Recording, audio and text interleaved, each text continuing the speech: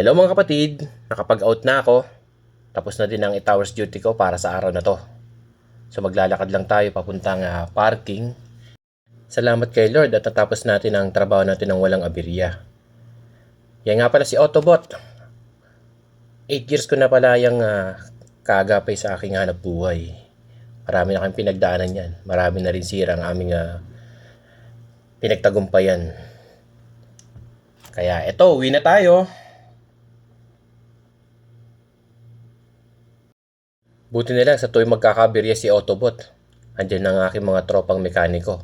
Sila ang nag-aayos at ako lang ang bumibili ng pyesa.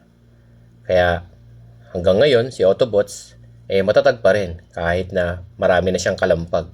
Pero okay lang yun. Basta ang mahalaga, tumatakbo siya, maihahatid niya ako sa aking trabaho at maiuwi niya sa aking bahay.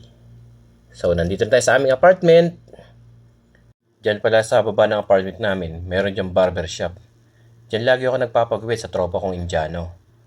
Gaya ng sabi ko sa inyo, sa second floor kami nakatira. Kaya puro akyatin. Naalala ko tuloy nung huling bakasyon ko. May pinunta kami sa Pangasinan na puro akyatin.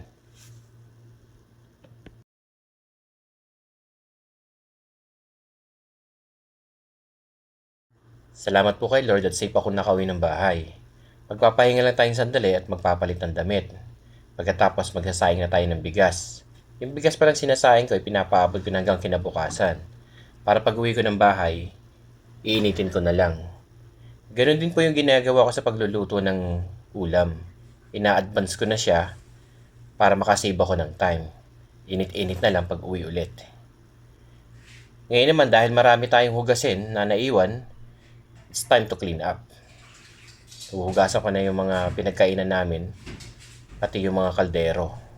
Dahil tuwing umaga, nagmamadali kaming umalis ng bahay. Pagkatapos ko linisin ang kalat sa kusina, eto, kakain na tayo. Tara, samahan nyo na po ako. Ang ulam ko po ngayon ay isda. Noong nakarang Biyernes po kasi nakabili ako ng tambakol, hipon at pusit. Pagkatapos kong kumain, eto na po yung pinakapahinga ko, yung manood po ng Korean novela. At habang nag-e-edit ng content. So salamat po sa mga nanonood ng video ko. Salamat po sa pagsubaybay nyo at sa pag-follow nyo. God bless po. Matutulog na po ako.